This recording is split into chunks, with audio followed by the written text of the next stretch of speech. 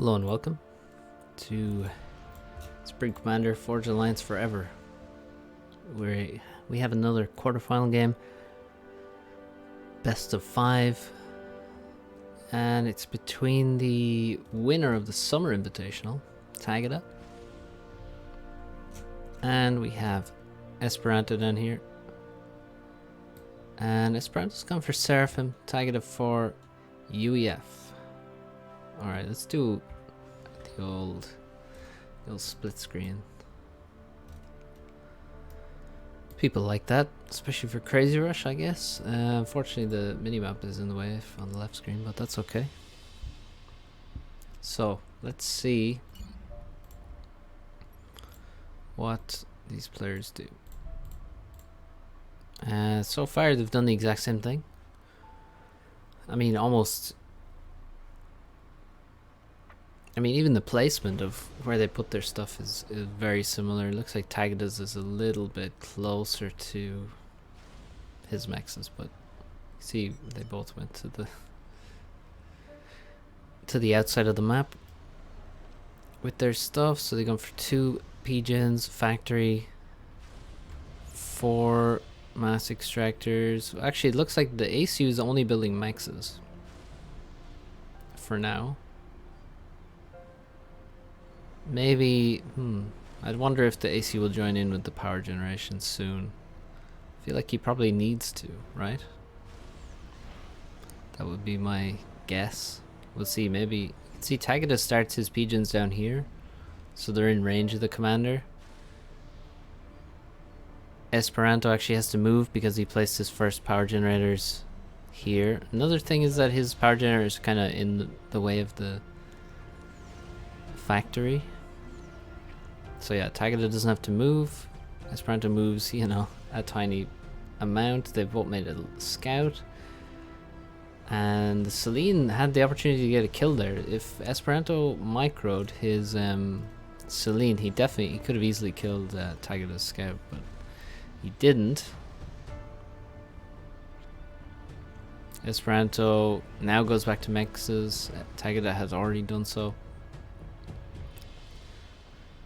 And now we have a lab from Tagada, so he's going to come in and kill the Celine, which is not cloaked for some reason.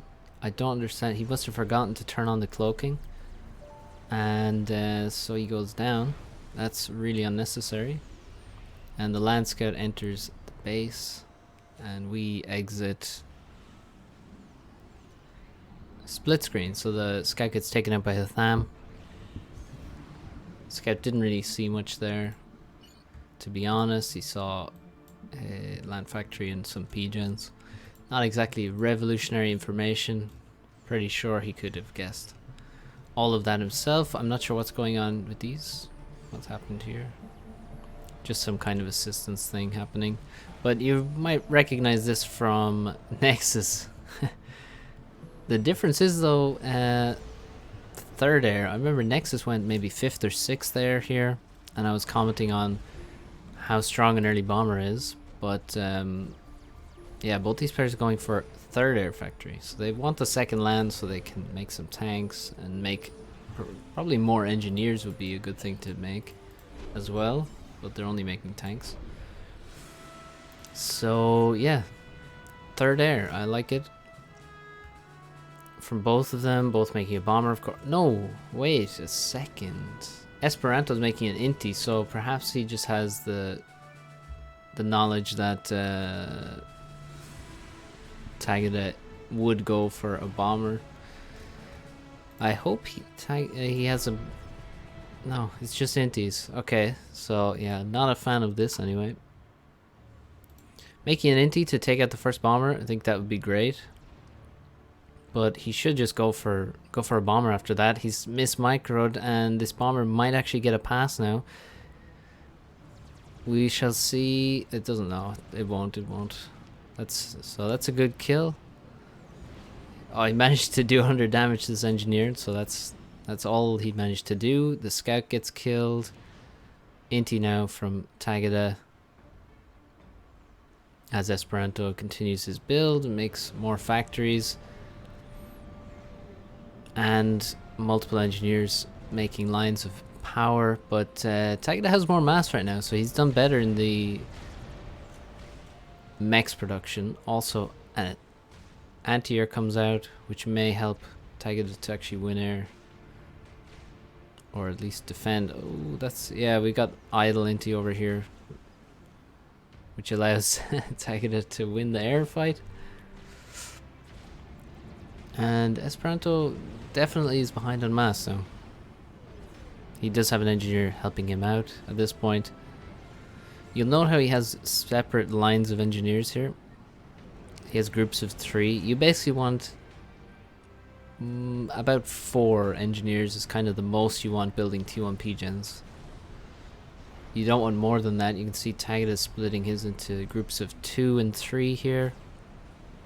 Pretty sure, you know, 2 and 3 is good. You can go to 4, I'd say, and be fine. More than that, and basically engineers are you're always gonna have at least 1 engineer walking at all times. So it's it gets very inefficient very quickly. If you go beyond, you know, 4, 3 even. Pretty good fight for Espiranto, although he wasted some Selines. That's not too relevant, although, you know, Selines are pretty expensive for what they give you. No Zooies yet. No Zooies just yet. I'm sure we'll start seeing them mixed in. Here they come. A lot of factories planned. Similarly, you don't want, you know, 7 engineers building factories like this, because they'll walk, build a factory quickly, walk. So again, separate lines of engineers, separate groups. You don't want 1 engineer, but you know, 3 engineers is pretty good. 2 at least to build those factories. T2 land coming from Tagada as he assists that. He's at 50, he's at 60% now. What about... I don't see any factory being assisted by Espiranto.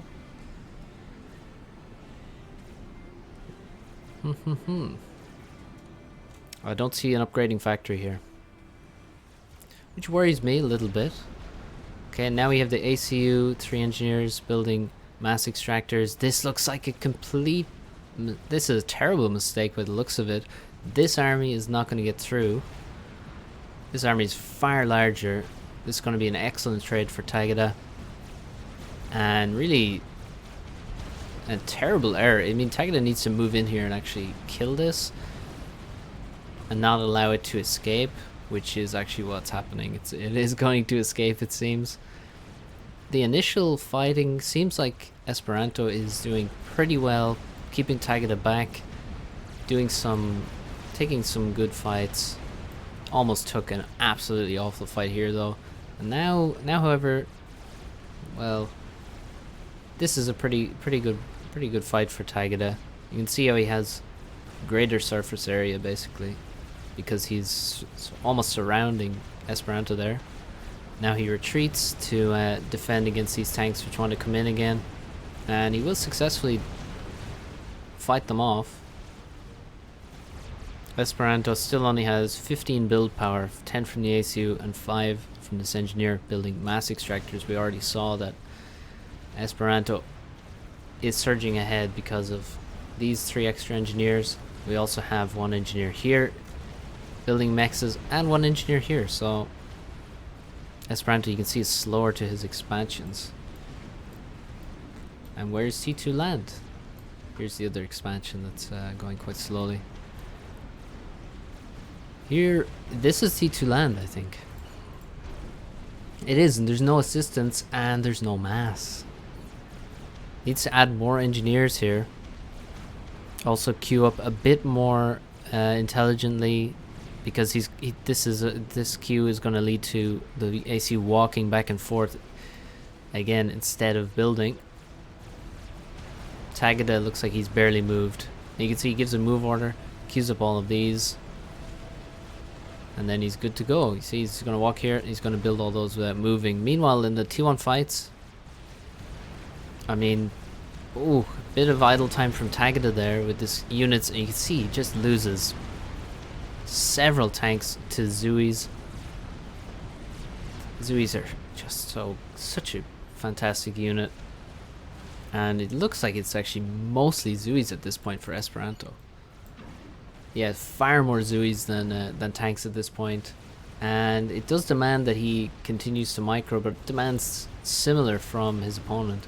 Maybe he's a bit overboard on the Zuis, especially if he wants to move in like this. This is not how you use them. You need to use them, I mean, kind of like supercharged Aurora, you know? But he is going to get in here and do a little bit of damage at least. That's certainly some mechs going down, quite a few. In fact, the whole expansion is going down, but at a huge cost. I mean, the Zuis are not cheap. Cost as much as a tank. You can see here 54 mass, which is far more than the other T1 artilleries from the other factions. Here again, this is going to be a good fight for Tagada. As long as he moves back and forth a little bit, he's going to get a lot of Zui kills with not much return. And also, we already have T2PDs in the extremities to defend against this. Tagada's losing mass income here. That's certainly going to hurt him, but the cost is not insignificant. There's now no units on this side whatsoever, and really Espiranto doesn't have many units at this point. And he's stalling mass, so... And Tagada has a ton of mass in the mech. He's moving to T3 land now. T2 land is up, and it really looks like Espiranto is not comfortable on this map at all. Because I mean, I just don't agree with how he approaches this map whatsoever. Seems to think he can overrun Tagada with Zuis. That seemed to be his plan. And I mean, I think you need to put a bit more thought into this game than spamming Zuis against a player who won the Summer Invitational. The player who preps, or at least prepped very well for that tournament. I'm sure he prepped for this one as well. And at this point, I mean, Espiranto's completely run out of steam. He has the same Zuis as he had before. He's losing ground.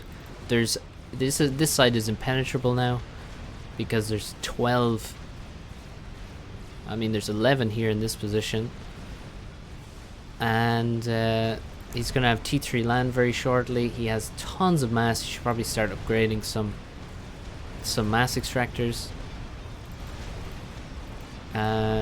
Gets a lot more engineers out, more support factories. But I mean, Tagada is just crushing at this point. I don't see what Espiranto has. I mean, he has only T1 factories. That's all. He has all T1 factories, and then 1 HQ, and now there's some support factories coming, but again, he has no mass. 126 T1 mexes versus 186, so 50% more T1 mexes for Tagada. Not that he's spending all that mass, but he is so far ahead that this is just not even close. And it's kind of disappointing, honestly, to see people play Crazy Rush this way. I don't know, I mean, and expect to get a result. I mean, it's just not it's not realistic in my view.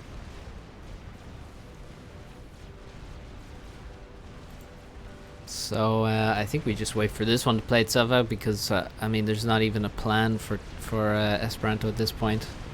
He's just making stewies forever, and he can't even afford what he's making. Still hasn't added any extra build power onto the mass extractors either. These guys have stopped building mass extractors to build more factories that he can't afford. And he's even lacking radar. I mean, the pillars are going to come in, the Lobos, the artillery's going to move forward. Where is the T2 artillery? I mean, he's even so far forward, he doesn't even need to be this far, or far backwards, I should say. He can start pushing way up. T3 P-Gen done, second T3 P-Gen almost done, and I mean, Tagada could do anything at this point. He could just rush a satellite, he could rush a Fat Boy. He can make a lot of T3 support factories probably. He has a couple here, and many more coming. Should probably get some assistance on those actually. And look, he is actually doing that, so there you go. Pretty nice. Pretty nice. Gonna get all those factories, because you see they upgrade quite slowly on their own. If you look here, 1 minute 40 without assistance, so that's a long time for a factory not to be building anything that can shoot. So he's gonna get all those up and running, and then we're gonna have, you know, a huge amount of Titans in a couple of minutes. That will easily run over everything. I mean, on this side, the Titans are already pushing forward. Factories going down. Many Zoos. I mean, these things are going to get so much better and see from the Zoos as well. They come out of the factories. Titans obviously experts at defending, or dodging, I should say, with their outrageous speed. Might be time to start straight building T2 mexes with the engineers. 600 mass income, and what is he talking about? 10 missiles out of 10 misses out of 10. Not sure what he means there.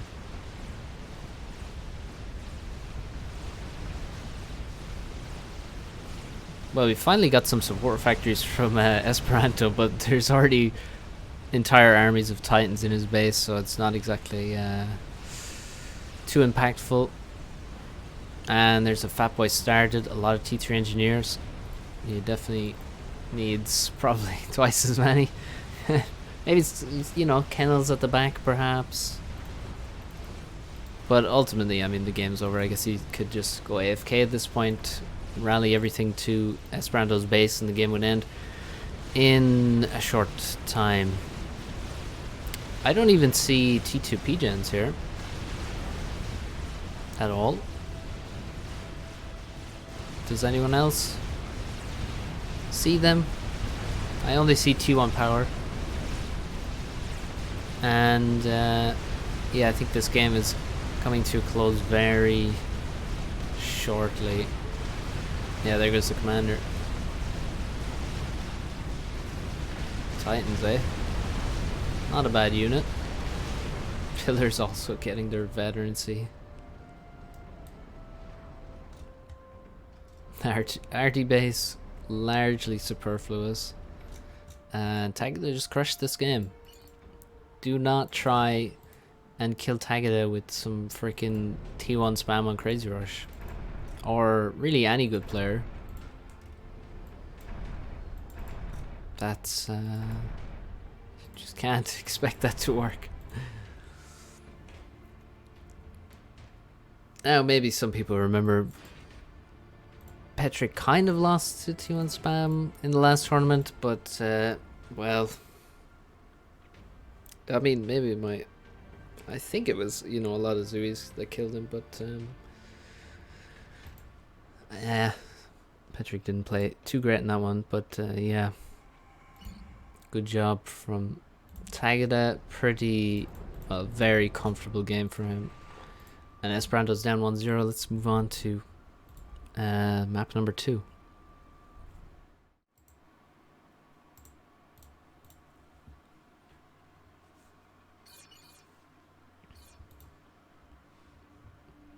Okay, map number 2 we are on.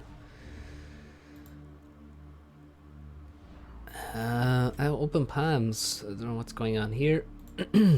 But this is Open Palms. Both of them have chosen Siren, so we've already had 3 of the 4 factions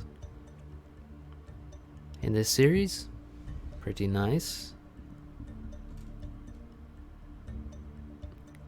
Let's see how these players approach the opening.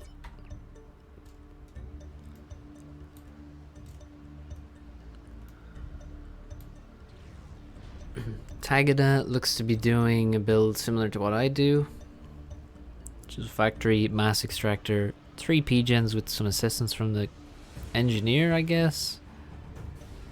Yes, and then the ACU finishes the mexes as the engineers head towards the hydrocarbon. Espiranto is going to make 2 factories with his commander in the base, in the spawn I should say, and allow his engineers to do the dirty work of walking all the way to the hydrocarbon power plant. Renewable energy need not apply in the, what is this, 31st, no, it's the 3rd millennium, 4th millennium, I don't know, I can't remember subcom lore. But yeah, they still haven't gotten to renewable energy yet, probably because they hop from planet to planet and extract all of its resources. Yes, so Tagada heading to the hydro now. Let's get that in frame. And let's see, Esperanto already working on a 2nd factory. They're both going 2nd land. And then 3rd air by the looks of it. Yes, 3rd air indeed. Looks like they both finished the 2nd factory at basically the same time. We also have a lab from Esperanto heading to the left. Already a mantis heading in one direction. So you can see actually what Tagada did here. Doesn't want to invest in 2 mantis to defend both sides. Sends a scout to one side to spot a lab. Now the difficulty is you could send a lab through the middle, and actually he could have caught this engineer, but you know, maybe that's a hole for Tagada's build here. But he sends a scout here to defend against a lab. Maybe it's not the best idea, but the idea is to cover this side. Then the first mantis that comes out heads to this side and defends both of these engineers. He does know that there's a lab here by the looks of it. Yeah, now he definitely does. I mean, by the movement of the mantis, it seemed like he already knew. But for now, he has definitely spotted it with the air scout. So Tagada went for 2 air scouts straight away, which means his inti is a little slower than it could be. Let's see if he micros here to turn around. Oh, no micro, so the bomber may actually do some damage. He's dodging. He's dodging successfully. Yes, dodges all the damage from that bomber. And now he will catch it and kill it. So no damage done. That is the risk of making an early bomber against more or less any top player. It's not difficult to dodge bombers, basically. People are very good at it at this point. I don't know if they've always been this good, but they're definitely good at it now. Maybe he needs to like fake he's targeting this engineer and then go target this clump of engineers after. But I guess the best way to stop people from dodging is to basically not allow them to spot the bomber. So if you send the bomber through the middle, it's more than likely going to be spotted on the way. If you come in from the side and maybe you can catch one of these engineers without any knowledge that the bomber is coming, you can't dodge at that point. So we saw a nice raid here. That engineer died. And another engineer should go down here. And that is very nice. Excellent mantis there. Over here we have, well, these both have some damage done, and these mexes have not been constructed, so we lost an engineer here in this expansion. And we may have lost another one. Oh, this engineer is trying to hide. And over here, this engineer also going down. So Esperanto taking a lot of damage from raids. If we look at Tagada's side, He lost 2 engineers on this side. However, he already has 2 engineers dispatched to replace those. There's no more raids coming in to the side here. And he has basically all of his mexes, bar the back 3 and these 2 here. He's about to get this one, so it's 5 mexes down on his side. Meanwhile, on Esperanto's side, 4, 6, 7, 10, 11, 13, 16 mexes down on his side. That's insane. 16 mexes down. And so a difference of 11 just there. And still Tagada has units in the back. So this feels like it's doomed from the start. I mean, this would be a comeback of epic proportions if Espiranto could actually do it. And he's been punished for this early ACU move. So he came to this position, moved forward, and just kept heading towards the enemy's expansion, which left him open here. So this engineer went down. That denies multiple mexes, and those mantis continued all the way to the back. Now this engineer did manage to finish the factory, which is huge for Espiranto, but he needs engineers now. And he's getting caught here. This raid goes down in a bad trade, doesn't get through. This raid also gets caught, bad trades, not going to get through.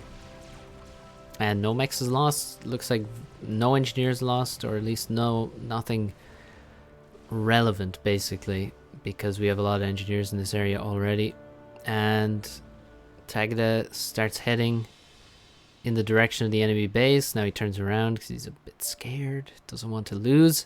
And here comes an air fight. Meanwhile, more importantly, Espiranto has a scout flying overhead. If you have a scout hovering over your ACU for an extended period of time, you should be very aware of that and probably get quite scared. Every unit is on the bottom, as far away as it basically could be for Espiranto.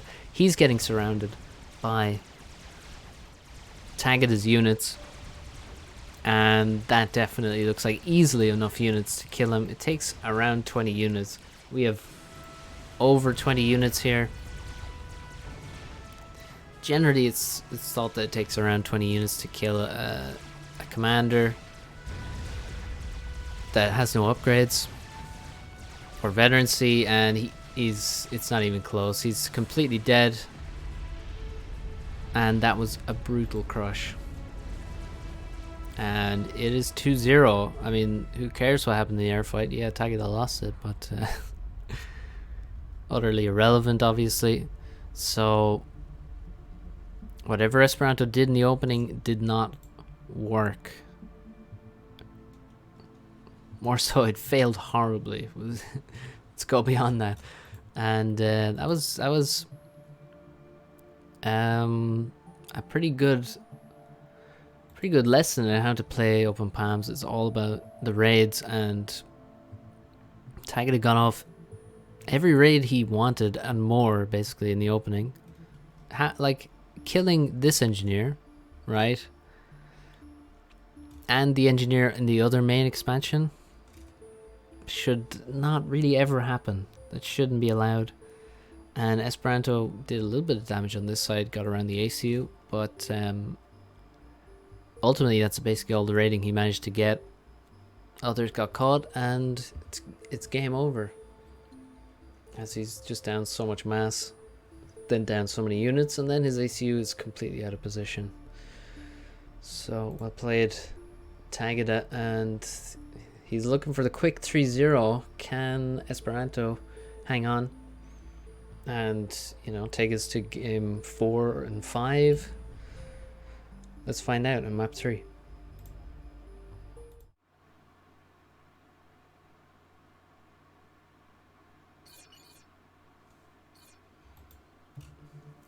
Alright, map number 3 is Fridden. Clearly some maps are quite popular.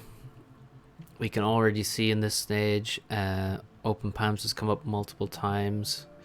Fridden has come up many times, as has Crazy Rush. I mean, have Fridden and Crazy Rush been in every series so far?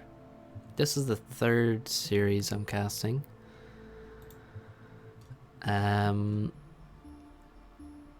But yeah, we've seen Fridden in both series for sure. Yeah, I remember Nexus and Arch playing, and I remember Petrick playing against Torin here. So clearly a popular map in this series, in this tournament. Let's do it. Let's do it. Why not? The problem is the mini map, but that's okay.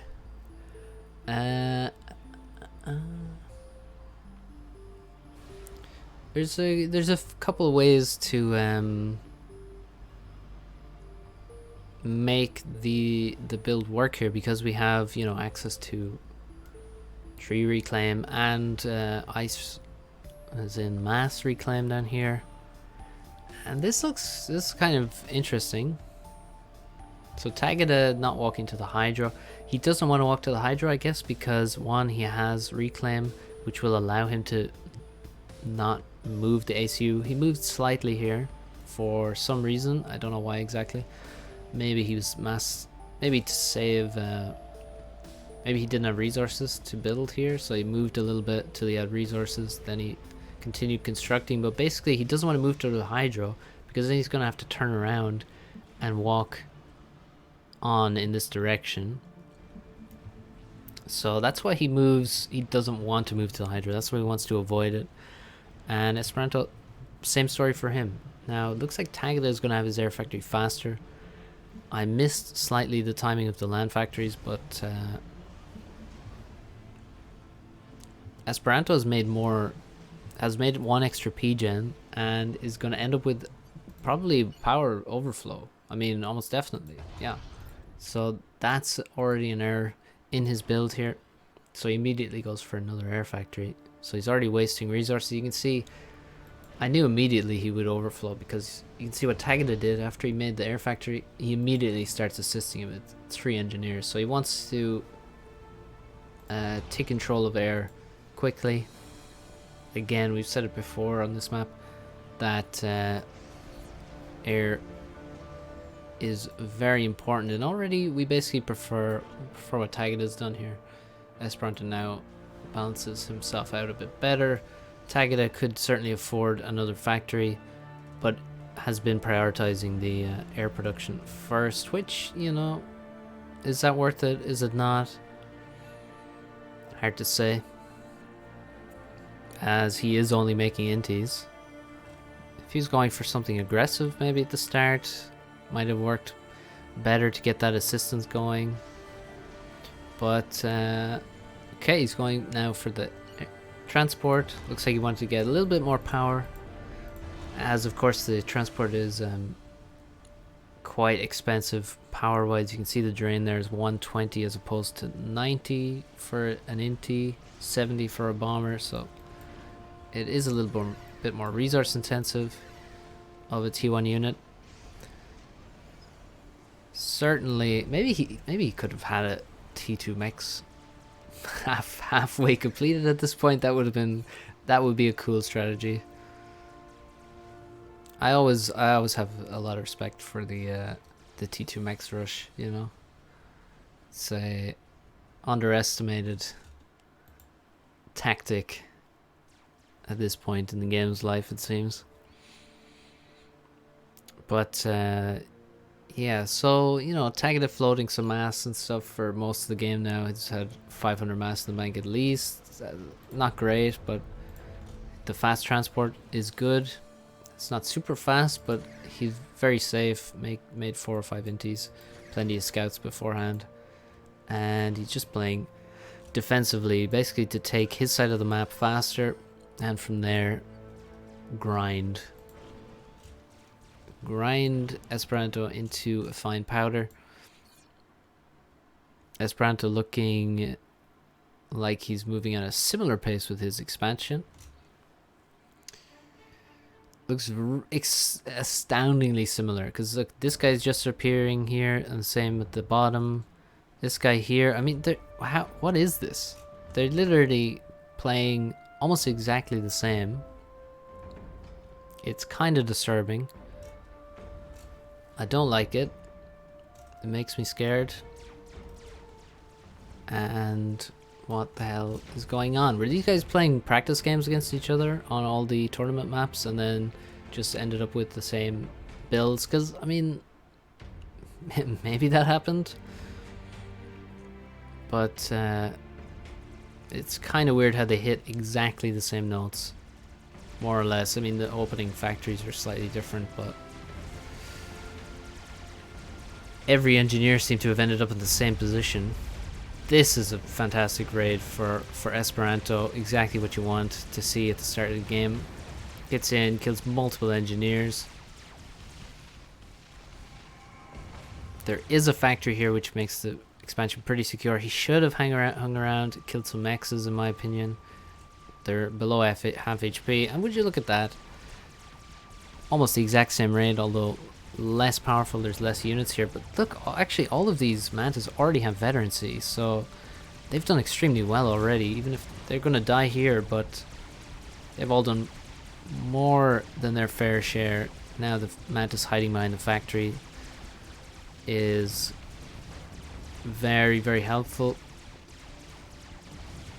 And he's going to save a couple, and there's many more mantis coming. Nice forward base here from the commander, actually. That's a good place to, a good way to spend your mass here, and also take control of some reclaim.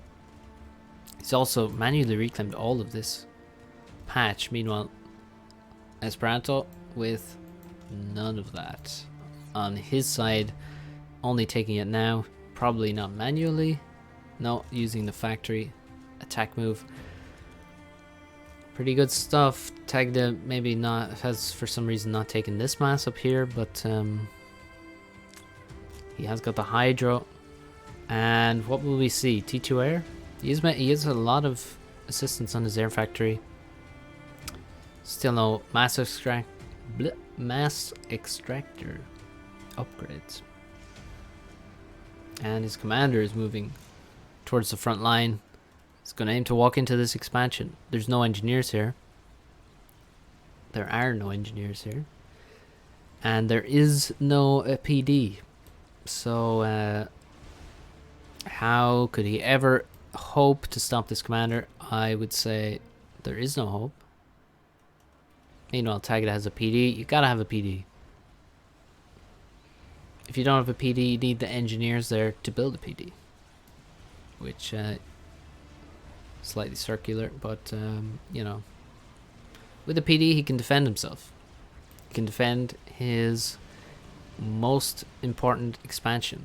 And here comes an air fight. Speaking of important things, Espiranto's winning. He is crushing the air fight. He is losing this plateau thanks to the drop of 2 mantis, and he may also lose this expansion, or certainly should lose this expansion. The ACU needs to continue moving in. The difficulty now for Tagada is fear of a snipe, and look at that, T2 air just completed for Espiranto. Even with T1 there's the threat of a snipe, but with T2 it becomes even greater.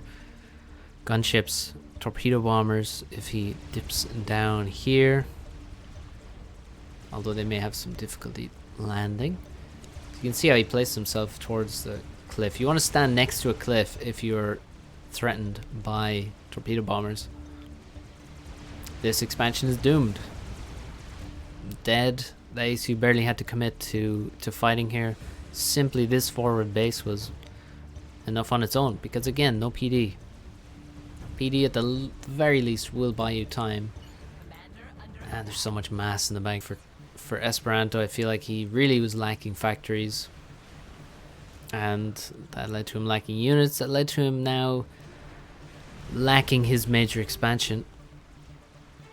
Espiranto took quite a bit of damage from some mantis attacks. Maybe he walked into the PD even a little bit, and he has no Medusa. What we need here is the epic slow micro, which is to send.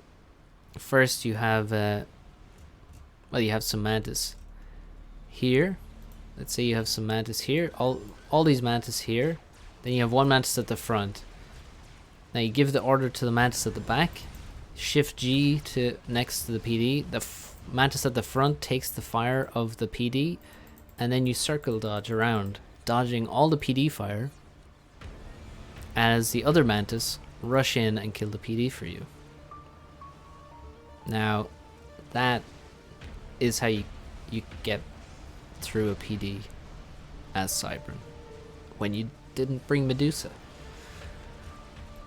Bit tricky to do, but it can be done. I have never actually done it in a game because I am not as swag as Low, unfortunately. One day, maybe. Yeah, this is not how you do it. He's just brute forcing it.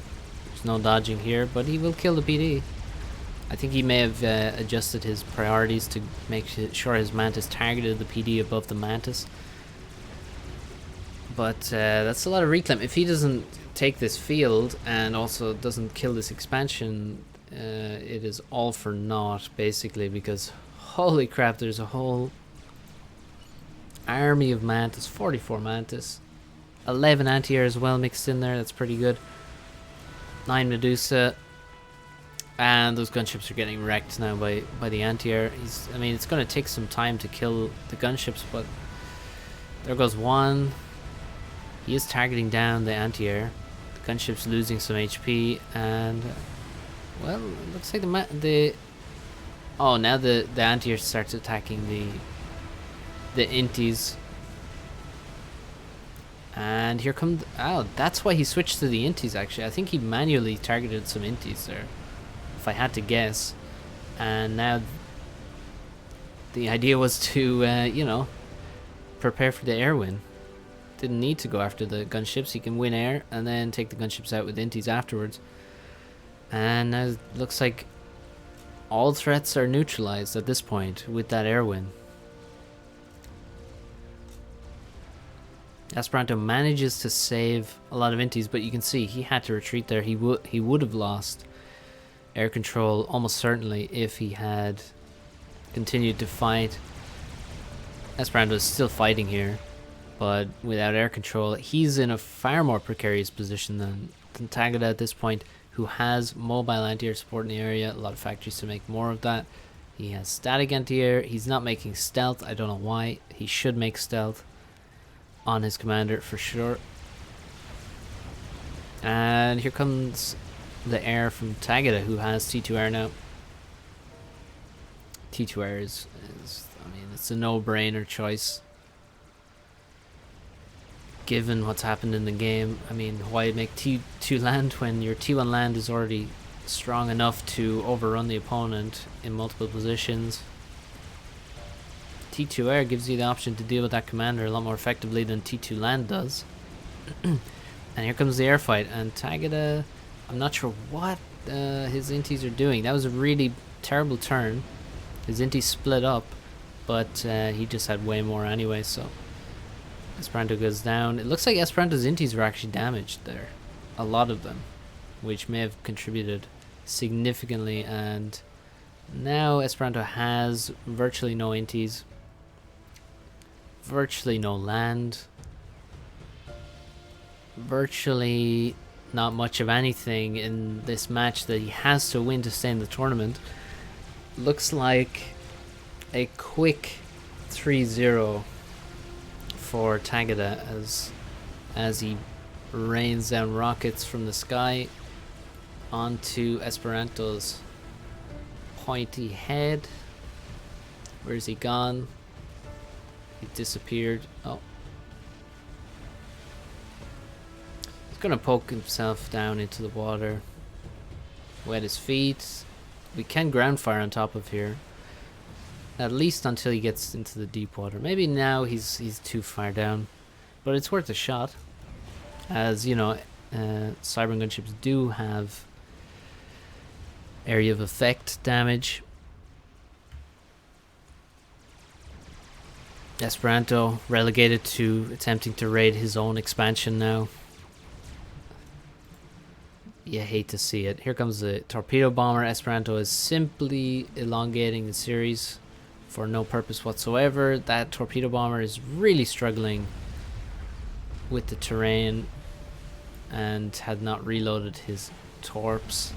So he fired them as he was flying into the cliff. So this one should hit, I think. Successful. That's 750 damage, or it should be. Any more torps? Oh, would you look at that? I just totally missed that. The entire base is now overrun. Every unit coming out of the air factory. Oh my god, look at that chain reaction. That's a lot of dead power generators. Espiranto, meanwhile, well, he just gets out of the water as there's a torpedo coming for him. Now he's going to go back in the water. And then he's going to hopefully, for him, come back out of the water as the torpedo, yeah, then it loses its attack. And so on and so forth. But here comes a Corsair. That might finish it. Oof, he's so close. He basically took every missile to the face there. Torpedo bomber. Attempted micro. Failed micro. Please.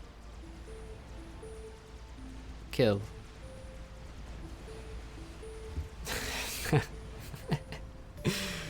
Oh, this is so dumb. Just ground fire the Corsair. Ground fire the gunships. You can't dodge those. Where are the gunships gone? They should be enlisted here. Oh. Oh. Oh. Nope. Oh. He dodged. Okay, any bets on how long this will continue? I give him 10 seconds. Maybe I need to give him 15. Oh. Oh. I was close. It's been 10 seconds now. He did get pinged by that. Well, what an inglorious end to this. Oh, oh, the torpedo. He just got out of the water in time. That's amazing.